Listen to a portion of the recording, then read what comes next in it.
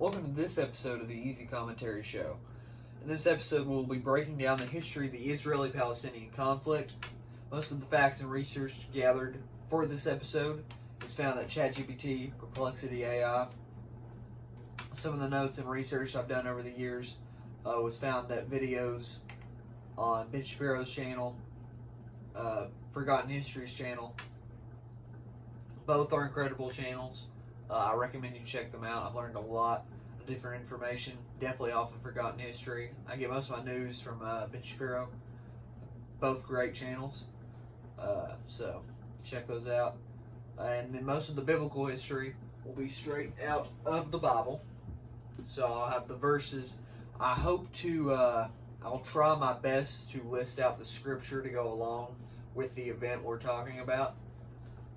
But without further ado, let's go ahead and dive into it. So to get started, we're going to have to go way back in time. Back to when God promised the land to Abraham and all the descendants of Abraham, which you can read about in Genesis chapter 12. Later in the story of Abraham, we can read of how God promised Abraham and his wife Sarah a child. Abraham and Sarah, very old, like up in their 90s. Abraham and Sarah both said, we're not going to be able to have a kid. They doubted God, which is something a lot of us struggle with, and we should try our best not to do, because at the end of the day, God's plan will always prevail and will always work out. Maybe not how you like it, but it will always work out into how He has planned it, and we just gotta have faith it's gonna work. Abraham and Sarah did not have faith. So, Abraham and Sarah doubted God, and because of their age, Sarah allowed Abraham to sleep with her servant, Hagar. Through this, Abraham will give birth to Ishmael, which you can read about in Genesis chapter 16. After this, Abraham and Sarah gave birth to their child Isaac, which you can read about in Genesis chapter 21. In Genesis chapter 21, Sarah demands Hagar and Ishmael be casted out into the wilderness. Abraham protests this, but God says to listen to Sarah, and they are provided with what they need, but they are cast out into the wilderness. Here is where the origins of Islam begin. According to different biblical and even some Islamic scholars, they believe they can trace their lineage back to Ishmael and the Ishmaelites. But I'm going to be taking some of the research from more Christian scholars than Islamic scholars. So, according to Perplexity, Ishmael is traditionally regarded as the ancestor of the Ishmaelites, a group described in the Bible and later traditions as a collection of nomadic tribes inhabiting the deserts of the Near East. In Islamic tradition, Ishmael is seen as the forefather of the northern Arab tribe, especially those known as the Mustafa Riba. It's an Arabic word. I don't know if that's how you say it. I apologize if I just slaughtered how you pronounce that. But in English, apparently that is Arabized Arabs. These tribes are believed to have descended from Ishmael through his son Kedar, eventually leading to Adnan and the Quraysh tribe, from which the Prophet Muhammad is descended. So they believe that the Prophet Muhammad came from the line of Ishmael. And this is a great example of when we don't go by God's plan for our lives, the consequences could haunt us and our ancestors forever. And I mean this because Abraham could have listened to God and trusted Him and just had Isaac. Then maybe Ishmael, and even centuries later, Islam would have never started. Maybe even the current nations, Israel or against, those being radical Islamic groups and nations, would have never arisen if Abram would have just trusted God. I think that's all a life lesson we can learn. But anyway, let's continue. I'm going to try to summarize the next few bits as best as I can. So we read in Genesis 46, 5-7, that Jacob, Israel, and his family moved to Egypt. Years later, God uses Moses to free the Israelites from captivity in Egypt, which you can read in the book of Exodus. Then, circa 1000 to 965 BC, King David conquers Jerusalem, making it the capital. His son Solomon builds the first temple. You can read about this in 2 Samuel 5, 6-10, 1 Kings 6:1, in 1 Kings 6:37-38. And then circa 930 BC, the kingdom splits into northern Israel, and with the capital being Samaria, and southern Judah, capital being Jerusalem. In 586 BC, Babylonians under King Nebuchadnezzar destroyed Jerusalem and the first temple. Judah exiled to Babylon. And 538 to 515 BC, Persian King Cyrus allows Jews to return, and the second temple is rebuilt in Jerusalem. In 332 BC, Alexander the Great conquers the region, and the Hellenistic influence grows. Hellenistic is like Greek influence, so this is kind of the Hellenistic era when Alexander the Great was conquering nearby lands. So next we move to the 167 to 160 BC, the Maccabean revolt against the Seleucid Greek rule. Hanukkah commemorates rededication of the temple. In 140 to 37 BC, the Hasmonean Maccabean dynasty ruled an independent Jewish kingdom. Now on to our next section. This is everything. So, well, in our last section we covered ancient history, and now we are covering everything from the Roman Empire and on. So, the Roman period and the diaspora of the Jews. So this is 63 BC to 636 AD. So here, as you can see, is a map of the Roman Empire at its peak. You have here is where Israel will be. In 63 BC, Roman general Pompey conquered Jerusalem, and Judea became a client state, later Roman province. In 37 to 4 BC, Herod the Great rules as a Roman client king, and major building projects in Jerusalem take place. In 66 to 73 AD, a Jewish revolt against Rome happens, and the Second Temple is destroyed in 70 AD, leading to a mass exile and diaspora of the Jewish people from the land. In 132 to 135 AD, the Bar Kokhba revolt furthers Jewish dispersal after the defeat by Rome, so the revolt failed. And then in this, we saw, in an attempt to shame the Jews, the Romans named the land Syria-Palestina, also known as Palestine, after the Jews' enemies, the Philistines, to try to destroy the Jewish identity in the land and mock the Jews. Then in 610 AD, Islam was founded by the Prophet Muhammad. In 636 AD, the Muslim-Arab conquests across the Middle East began, and the region becomes part of successive Islamic empires. 691 and 692 AD, the Dome of the Rock is built on the temple grounds where the first and second temples of Solomon once stood, under the order of Umayyad Caliph Abd al-Malik. So as you can see, here is the Dome of the Rock, present day. In 1099 to 1291 AD, Crusaders rule in parts of the land, of which encompasses modern-day Israel. And this is followed by Abid. 1517 to 1917 AD, the Ottoman Empire rules the region as part of Ottoman Syria. Significant Jewish communities persist, especially in Jerusalem, Safed, Tiberias, and Hebron. So as you can see, here's a map of the Ottoman Empire. Controls large swaths of the Middle East. Even Northern Africa and some of Eastern Europe. You can see countries like, I'm going to show a map of the modern day countries it encompassed, but here is where Israel will be. It's great. This is a map at its greatest extent. So its greatest extent was reached in 1683 AD. And now here's a map of where all the countries, like the modern day countries that the Ottoman Empire encompassed: Algeria, Tunisia, Libya, Egypt, Sudan, Eritrea, Ethiopia, Djibouti, Somalia, Yemen, Saudi Arabia, Jordan, the Palestinian territories, Israel, Lebanon, Syria, Iraq, Cyprus, Kuwait, Iran, Azerbaijan, Armenia, Georgia, Russia, Ukraine, Moldova, Slovakia, Poland up there, Hungary, Romania, Bulgaria, North Macedonia, Albania, Montenegro, Serbia, Bosnia and Herzegovina, Croatia, Greece, Turkey. So, I mean, it encompassed huge swaths of basically the Middle East and some of Eastern Europe. In the late 1800s, the modern Zionist movement began. Waves of Jewish immigration, known as the Aliyah, began to Palestine. I'm probably saying that wrong. I apologize if I am. I think it's a Yiddish or Hebrew word. In 1917, the Balfour Declaration supports a Jewish national homeland in Palestine after the British captured Jerusalem during World War I. So this is a map. I think this is, right here. This is a map circa 1921 to 1923. This is the British Mandate.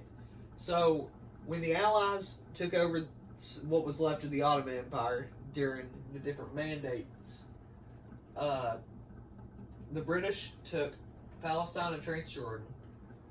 They also took Iraq, and the French took Syria. So 1920 to 1948 is the time of the British Mandate. So this is kind of the map of the area.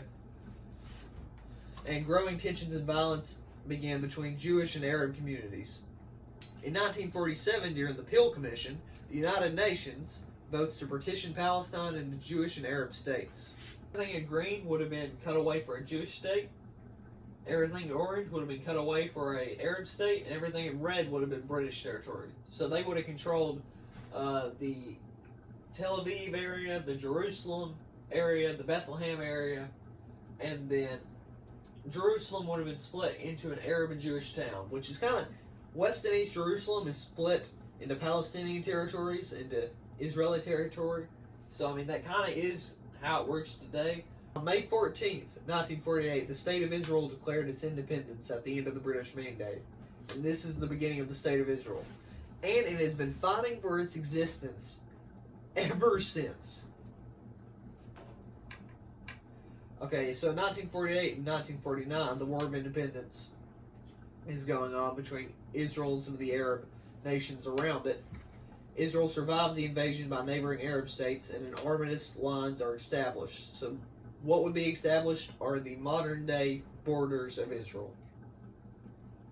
Somewhat. There's been a few territorial changes since then, but that's basically the main borders of modern-day Israel, the lines that were drawn. In 1956 AD, the Suez Crisis breaks out, and Israel briefly occupies the Sinai Peninsula. So the Sinai is right here, which is under Egypt's modern-day control.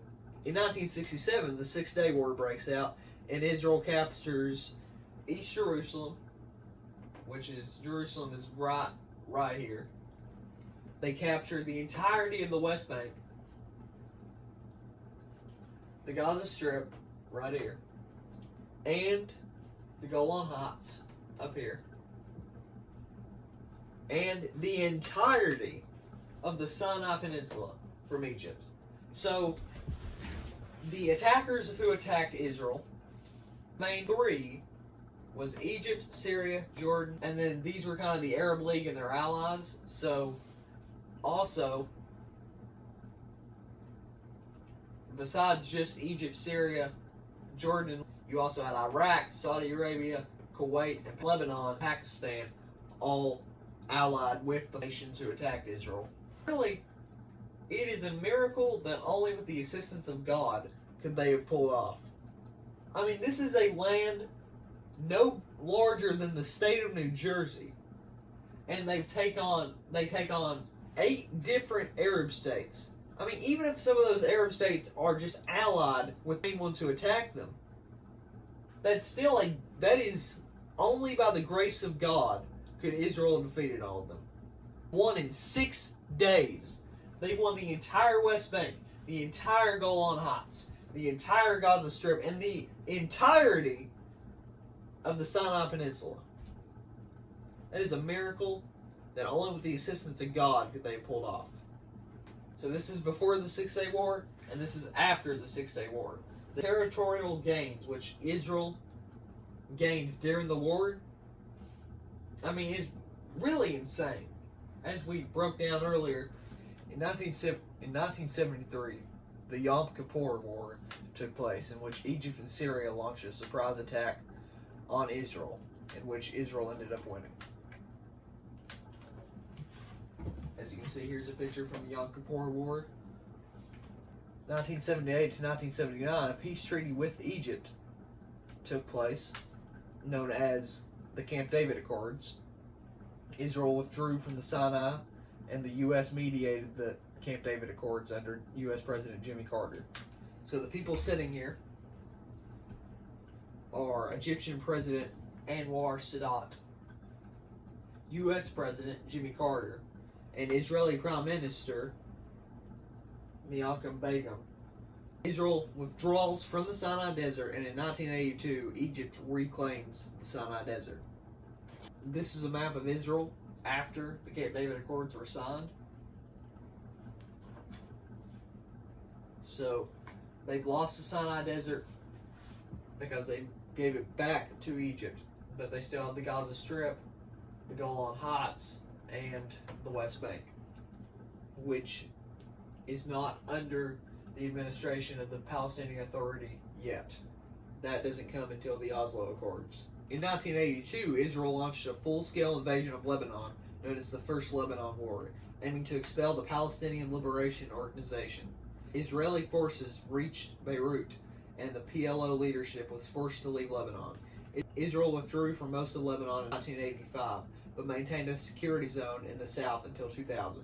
1987 to 1993, the first Intifada took place. An Intifada is a violent Palestinian uprising against Israel. But it can be a violent Palestinian Arab uprising against anything. But mainly when you hear Intifada, it's mainly against Palestinian uprisings against its Israelis. As you can see, here's a picture from the first Intifada. 1993 to 1995, the Oslo Accords took place, and limited Palestinian self-rule was established. So this is where the PA now took over the West Bank, the Gaza Strip. They start to govern limited. They are limited in their governance, but they do govern some of these territories with limited control. So as you can see on screen here, during the Oslo Accords, mediated by the U.S., you have U.S. President Bill Clinton, PLO Chairman Yasser Arafat, and the Israeli Prime Minister Yitzhak Rabin. From 2000 to 2005, the second Intifada takes place. There's yet another violent Palestinian uprising against Israel. I know this picture is blurry, very bright, but this is supposed to be a map of the Gaza Strip. I will try to put in the video, I'll try to overlap a picture in the video so y'all can see this background right here. But in 2005, Israel withdraws from the Gaza Strip. In 2006, Hamas completely takes over Gaza.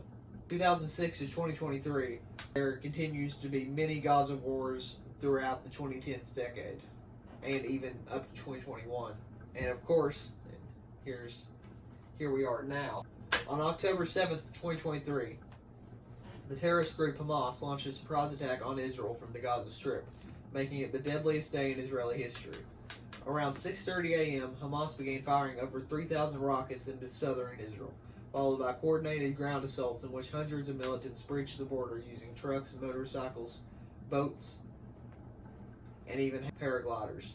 They stormed Israeli towns and villages, massacring civilians, including entire families, targeting the Nova Music Festival, where over 260 young people were killed.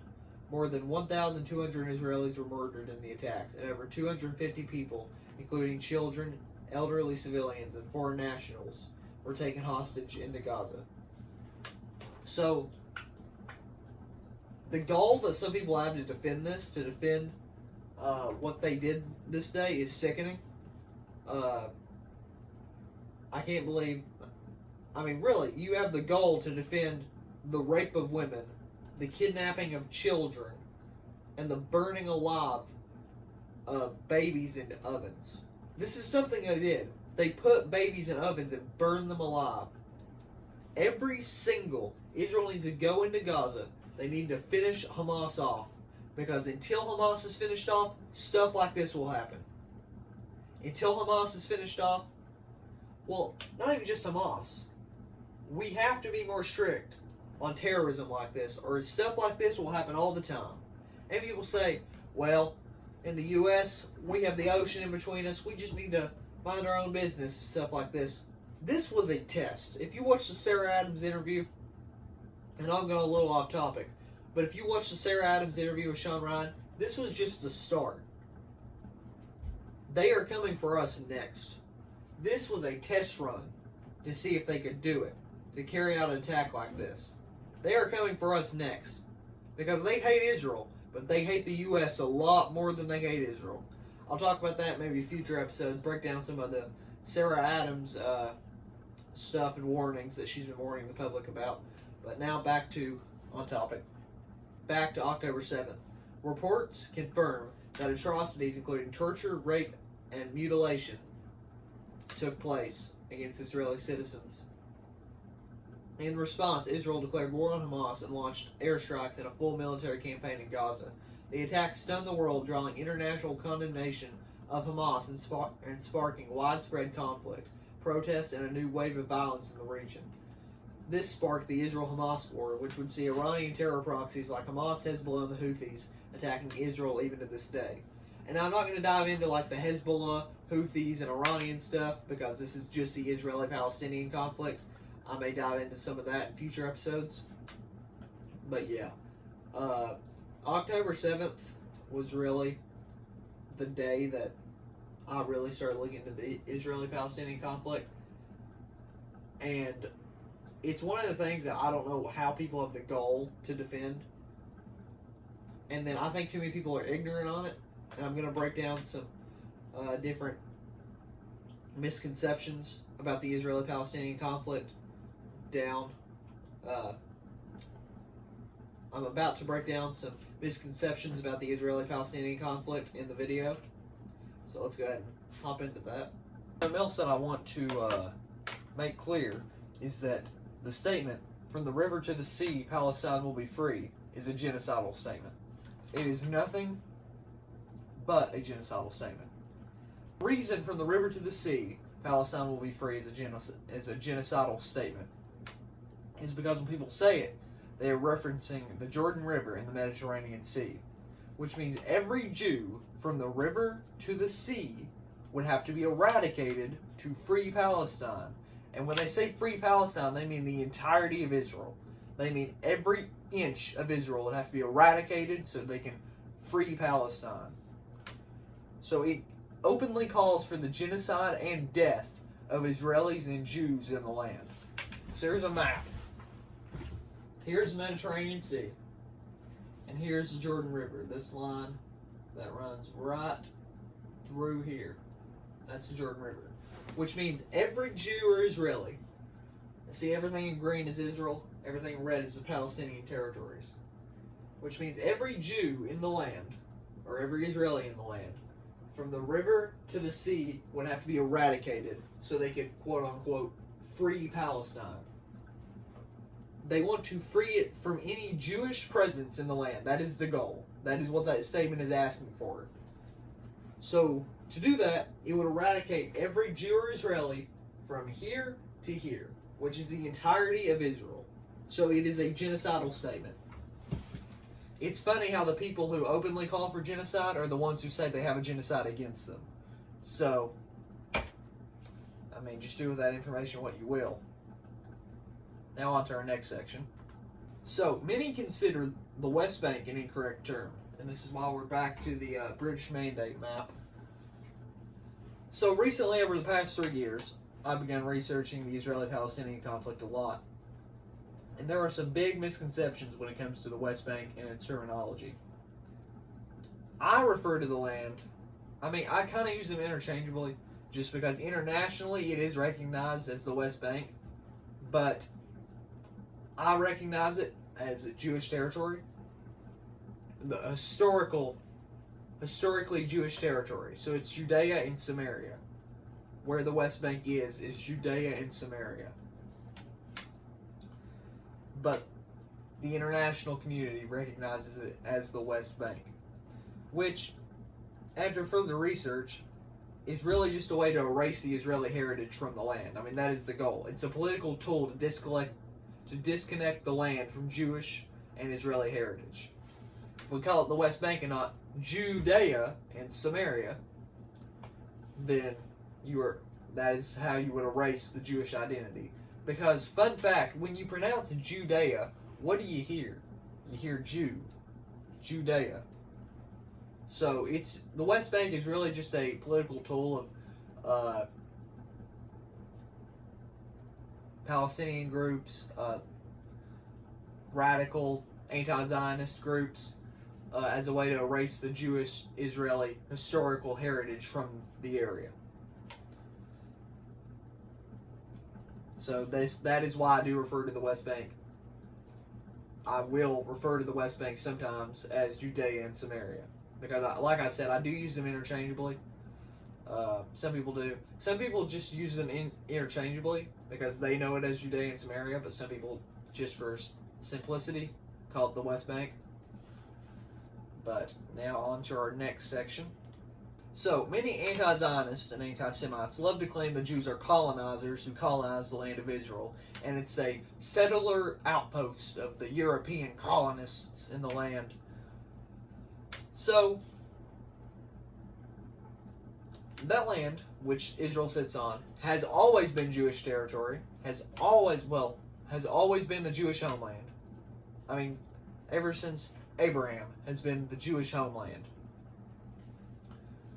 So, when people say it was colonized, you want to know who it was really colonized by? It was colonized by the Muslims and the Arabs. So, here is a map of every Muslim country on earth.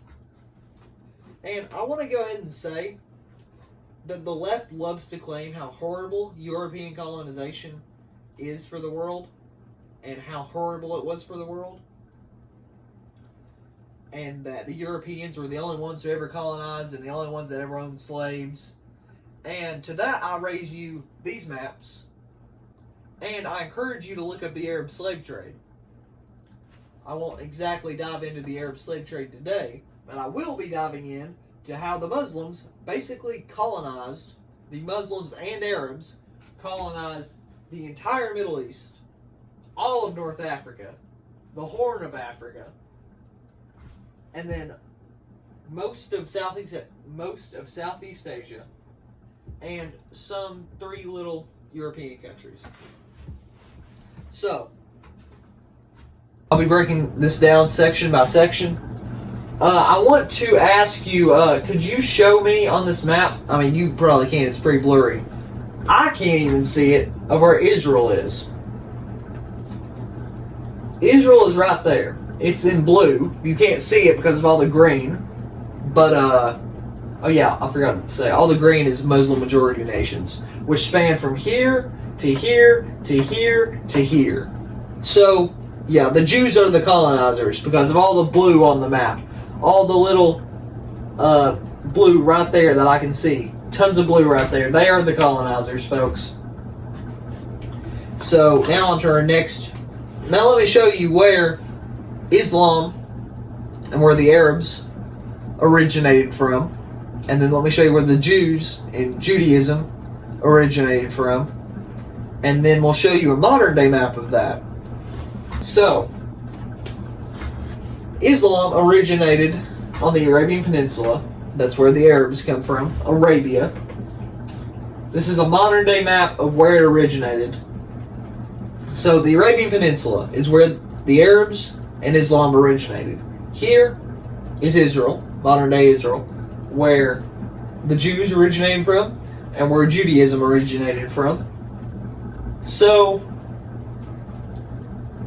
right here is where they originated. Now let me show you how widespread, or basically, in not sugarcoating things, how many nations Islam conquered to be really colonizers. I mean, if you want to love to just trash on how bad colonization is, listen, sure, some colonists did do some really bad things. I can agree with that. But don't only point out one type of colonization. Don't only say, well, the Europeans are the only ones who ever done anything. They're the evil ones. So, this is where the Arabs and Islam originated. And here, in all the green, is Muslim majority countries. And this was not spread peacefully. This was conquest. You know, just like all of human history. Conquest.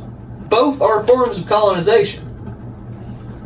But if you want to be consistent, you're going to have to, say if you hate colonization, you're going to have to go after Arab colonization, and you're going to have to go after European colonization, and all the different colonization that was out there. And all the different slave trades. Stop acting like the white Europeans were the only ones who owned slaves. Like I said, I encourage you to research the Arab slave trade, which lasted hundreds of years. So, as we can see, here are Muslim majority countries. In the light green are the high population of Muslims, but it's not exactly a Muslim majority nation. It is Eritrea, Nigeria, and Guinea-Bissau. Now here is the Muslim majority countries. You have Kosovo, Albania, Bosnia and Herzegovina, Egypt, Libya, Algeria, Morocco, Mauritania, Senegal, Gambia, Guinea, Sierra Leone, Burkina Faso, Mali, Niger, Chad, Sudan, and Somalia. Oh, and good luck trying to spot Israel on this map, since they're the largest colonizers in the Middle East, apparently. Israel's right there. I know you can barely see it, because, I mean, that's just how vast their colonization spread. Middle East, Central Asian map, you have Turkey, Lebanon, Syria, the Palestinian territories, Jordan, Saudi Arabia, Yemen, Oman, the UAE, Qatar, Bahrain, Iran, Azerbaijan, Kazakhstan, Uzbekistan, Turkmenistan, Afghanistan, Pakistan, Iran, Tajikistan, and Kyrgyzstan. Then you have Bangladesh, Malaysia, Brunei, Indonesia. So, I mean, if you want to be consistent, point out every form of colonization. Stop just pointing out the Europeans, as they are the only ones who ever colonized anywhere. Because clearly, by this map, they are not the only ones that's ever colonized anywhere. So, also, if you are a Muslim viewer, don't feel offended by this. I'm just saying how they will always say Christian colonization colonized the world. I'm not basing this off targeting a certain religion. I'm just talking about this is what it was called. It was called Arab Muslim conquest. I mean, they were called the Arab conquests and the Muslim conquest. So don't feel like targeted by that or anything. I apologize if some viewers do feel insulted or offended by that, but that is the title of which it was called. And many people don't know it is that because it doesn't get talked about enough. So I think we all need to stop acting like the Europeans and the Christians were the only ones who ever colonized anywhere. Also, I'm sure the Muslim conquests were done just how the Christian conquests were done. People perverted the Bible and used it to colonize the world. They perverted what the Bible said. Those people who claim to be Christians, who slaughtered hundreds of people to spread Christianity, were not real Christians. Christianity is by faith. It's not by submit or die. So I'm not Muslim, but I assume that Islam perverted the Quran so they could spread conquest and said submit or die. I don't know. I mean, if you are a Muslim viewer, I hope that is how. I hope I'm explaining that right when I say that. So don't take offense by that. I'm just trying to state that when people claim to be something and then they try and then they go and do a conquest claiming to be that thing, they're not always that thing, and it's possible they are perverting what they said they are. So, now on to our next section. Now we return to the map of the British Mandate. So, many will say the Arabs don't have a state, the Arabs don't have a state. As we just saw in our last section, the Arabs have many states. Many. That's due to Arab and Muslim conquest over the centuries, which has spread to the entirety of the Middle East, except Israel. some of Central Asia, some of Southeast Asia, and most of Northern Africa. So, they claim that the Arabs don't have a state because of Israel, but what these people forget to do is actually look at history, because they just have baseless and factless claims about certain things that they think's right, but it's usually wrong. So, Jordan was made an Arab state as part of British effort to fulfill promises made to Arab leaders during World War I in exchange for their support against the Ottoman Empire. So the British told the Arabs, hey, we will give you a state if you help us defeat the Ottoman Empire. The British had also told the Jews, we will also give you a state. So after the war, Britain was granted the mandate for Palestine by the League of Nations in 1920. In 1921, to appease Arab nationalists, demands, and a reward to the Hashemite family, the British split the land, creating Transjordan, east of the Jordan River, and Palestine, west of the Jordan River. This move gave Emir Abdullah, son of Sharif Hussein of Mecca, control over the territory. And in 1922, Transjordan was formally excluded from the provisions establishing a Jewish national home. So, Transjordan was cut away from Palestine to give to the Arabs, while Palestine was cut away for the Jews. So, stop acting like the Arabs got cut out of a deal. They have a state. You want your two-state solution? Here it is. Jordan, an Arab state. Israel, a Jewish state. There's your two-state solution. Bingo. Boom. Done. There it is. But because people simply do not want the Jews in the land. All it rolls down to is anti-Zionism, which equals anti-Semitism. See, if I went around saying that the Arabs didn't deserve a state, I'd probably get called Islamophobic or something. So I don't know why there's a double standard of when people say the Jews don't deserve a state and they don't deserve the right to exist as a state when it comes to Israel. Because the Arabs have a state, actually have many states, but in this case, they were given Jordan, and the Jews were given Palestine/Israel. But this effectively made it the first Arab state created from the British Mandate, receiving about 77% of the land originally intended for Palestine. So originally, the Jews were going to get all of this. From here, here, to here, here, and here. They are going to get every inch of the British Mandate.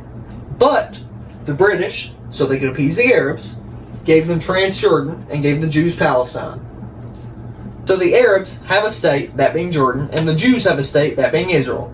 But that's not enough for them, because they will never be satisfied until the Jewish state is gone and destroyed. Because that's their goal. That's been their goal ever since 1948. It's to destroy Israel, to destroy any Jewish heritage in the land. That's been their goal. Their goal is to see it gone and destroyed, and that will never happen. So, the Arabs have denied the opportunity to have a state, except if you count Jordan as an Arab state, because it is. It was cut away for an Arab state. But the Arabs, the Arab leaders, because you can't really blame it just on the people, because most of the time, people are just victims of their government's decisions. So, the Arab leaders have denied a state not once, not twice, not 3 times, not 4 times, but 6 times they have had an opportunity to have a 2-state solution to split Israel even more than has already been split into Palestine and Israel. So in 1937, the Peel Commission plan was offered. The British Peel Commission proposed the first ever partition of mandatory Palestine into separate Jewish and Arab states. The Jewish response, the Zionist leadership accepted it in principle. They were willing to accept the deal. The Arab-Palestinian response was the Arab Higher Committee rejected the plan outright and launched a violent revolt, because the second they're about to get what they want, they just go ahead and just launch violence all over the area. That's what they do every time. If we read all 6 of these, which I'm about to do, you will notice a pattern of Arabs, is this what you want? And they go, yeah, we're going to give it to you. Nope, we're just going to burn down half the region. And the result of this was the British withdrew the plan due to Arab rejection and escalating violence. So they could have had that, which you saw earlier in the video, the map of the Peel Commission. That would have been a gift to the Arabs. Nope, turned it down and instead met the Jews with violence, which is what all 6 of these happens every single time. So in 1947, the United Nations Partition Plan, UN Resolution 181, was offered. The UN proposed the division of Palestine into 2 states, one Jewish state and one Arab state, with Jerusalem under international control. So the Jewish response was the Jews accepted the plan. They were like, yes, we'll take the state. We will take anything you will offer us. The Arab-Palestinian response, the Palestinian Arabs and all surrounding Arab states rejected it and launched a war against the newly declared State of Israel in 1948. So this was the War of Independence. So there again, they get offered a state. Nope, get met with violence every single time. And the result, Israel declared independence, Arab armies attacked, and over 700,000 Palestinian Arabs fled or were displaced in the war they helped initiate. So, when I do say that people are most of the time victims of their own government, if the people are complacent in supporting the government and what they're doing, they are also part of the problem. See, they're also initiating the violence against the Jews that the original Arab leaders brought on. So they are also part of the problem. That's not all of them. That's just a group who are complacent in the violence against the Jews in Israel. So in 1967, after the Six-Day War, another deal was offered after Israel's victory and capture of the West Bank, Gaza, the Sinai Desert, and the Golan Heights. Israel expressed willingness to negotiate for peace. The Arab-Palestinian response was the Khartoum Resolution in August 1967, declared the famous 3 no's. No peace with Israel, no recognition with Israel, no negotiations with Israel. This was the Arab League's 3 no's. So they could have had peace, but yet again, get met with violence. So the result was no progress, and conflict and occupation continued. In 2000, the Camp David Summit took place. What was offered? Israeli Prime Minister Ehud Barak, with U.S. President Bill Clinton, offered Yasser Arafat, the chairman of the PLO, a Palestinian state with over 90% of the West Bank, the entirety of the Gaza Strip, East Jerusalem as the capital. You want to know? You want to know what they? You'll never guess it. You're never going to guess it. The Palestinian response, Arafat walked away without a counteroffer and launched the Second Intifada shortly after he was about to get everything they wanted. They were about to have their precious 2-state solution, which will never work. The 2-state solution will never work because the Arab leaders and the radical Arab population there will always, when they have the opportunity to get what they want, they will always turn it down in return for violence against Israel. It happens every single time. A result of this was over 1,000 Israelis and thousands of Palestinians were killed. So you want to know why there's a genocide in Gaza? It's the fault of Arab leaders. It always has been. Israel is just sitting there. Israel sits there, does nothing. The Arabs attack Israel, and then when Israel attacks back, defending itself, the Arabs are like, it's a genocide, it's nothing but a genocide, we done nothing, we are innocent little angels who have never done anything, and Israel is just a genocidal apartheid state. That's the only reason they're attacking us. Not because we've done something, not because we've been attacking them since 1948, but because we're just sitting here minding our own business, didn't do anything, and now it's a genocide. Yeah, it's a load of bull snot. They have been bull snotting the entire international community since 1948, ever since they claimed Israel stole the land from them.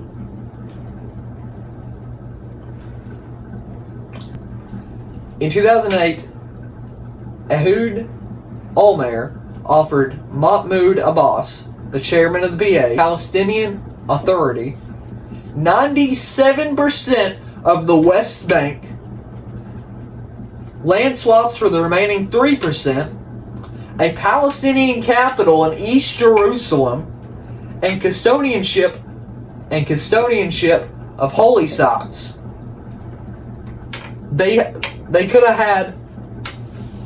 He was about to relieve the most sacred site in Judaism to Mahmoud Abbas, and the Palestinian response to this was Abbas did not accept the offer or make a counteroffer and just walked away from the table. Because that's what they do. They get offered what they want and they turn it down just so they can play the victim card, because that's all they've ever done since 1948, pre-1948, during British Mandate. They always play the victim card because that's all they want. They just want violence. They just want the victim card so they can attack Israel and be violent because Israel's committing a genocide against them. Bull snot. All of it's bull snot.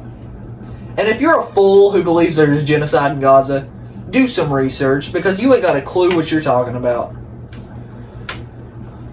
In 2014, this is the most recent time they've been offered to state and turned it down. In 2014, U.S. Secretary of State John Kerry tried to broker a deal in between the Palestinian Authority and Israel to have a Palestinian state.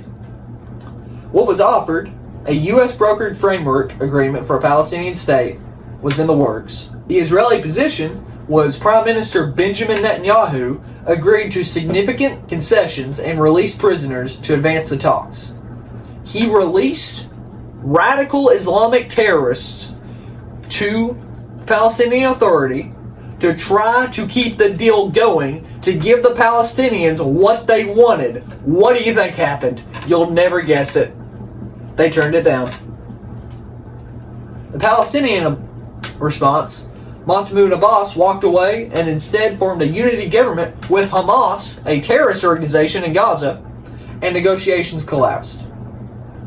So, there's just a rundown of every single time they turned down a state. Every single time, it was literally a gift to the Palestinians. They could have had everything they wanted, but instead they meet Israel with violence. Because all they believe, they cannot, this is how they believe, they cannot have peace with the Jews. Because that's all they ever do. They just meet the Jews and Israel with violence. They get everything they want, and they turn it down and meet Israel with violence. That's what they've always done. Our final lie misconception that we'll be breaking down is that Israel is an apartheid state. Now, if no one knows what apartheid means, the definition of apartheid is... A few moments later. The definition of apartheid is a policy or system of segregation or discrimination on the grounds of race.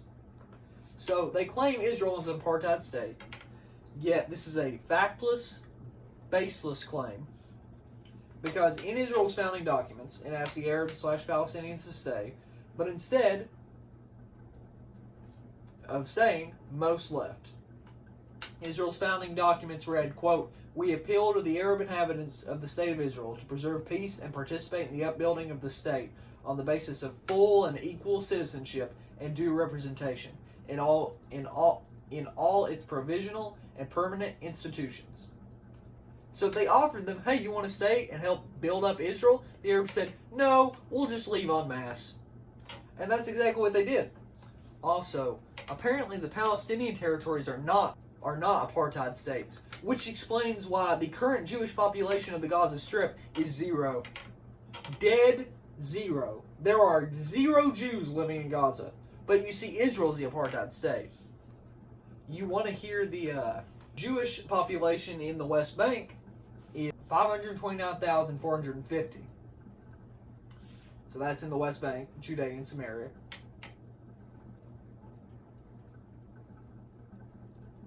And the government of the West Bank is the Palestinian Authority. And there are no Jewish leadership in the Palestinian Authority. So the Palestinian territories are totally not apartheid states, okay? Because there's so many Jewish leaders in the Palestinian Authority, and there's so many Jewish people in Gaza. I mean, I can't believe how many Jewish people there are in Gaza. Dead zero. There's none. So now let me show you the apartheid state known as Israel. The Arab population of Israel in 2023 was approximately 2.1 million people, making up about 21% of the country's total population. Arab citizens currently make up about 10% of the Israeli parliament, known as the Knesset. In recent Knesset sessions, between 10 and 15 Arab members have served in the 120-seat parliament, representing a range of Arab majority parties as well as some mainstream Israeli parties. Arabs have full rights and voting rights just like any other citizen in Israel, but you see, Israel is the apartheid state. So, because that's how that works. That is totally how that works. The logic is logicking, folks. You think logicking isn't a word? It isn't, but it's dumb, just like saying Israel's an apartheid state, because there's zero evidence to back up Israel's an apartheid state. So the real apartheid states is Gaza and the West Bank. You know, the places which are apparently the victims in all this, the victims. But that is the end of our video. It is important we break down all the lies and misconceptions to get the truth out on what is really going on. I do pray that the Israelis and Palestinians can have peace one day, but the Palestinians and Arabs are going to have to be willing to be peaceful. Instead of just bull-snotting the entire international community with just a bunch of bull-snot lies that they've been saying for years. Lies like, from the river to the seas, and a genocidal statement. That the West Bank is called the West Bank and not Judea and Samaria. That the Jews are colonizers, and that there is no Arab state, so that's why the Palestinians must fight Israel for one. And that the Arabs have never denied statehood, although they've denied it 6 times and they've had the opportunity to have it. Or, the other lie we broke down is that Israel's an apartheid state. They always go directly to these lies. And I think some people know their lies.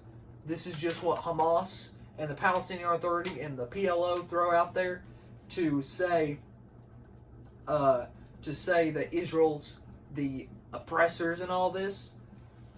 While in reality, there are probably some people who just don't research at all, and they hear, oh, there's a genocide in Gaza, I gotta advocate for that. And these people know nothing about it. So this is why it's important, folks, that before you go out and advocate for something, how about you try researching it?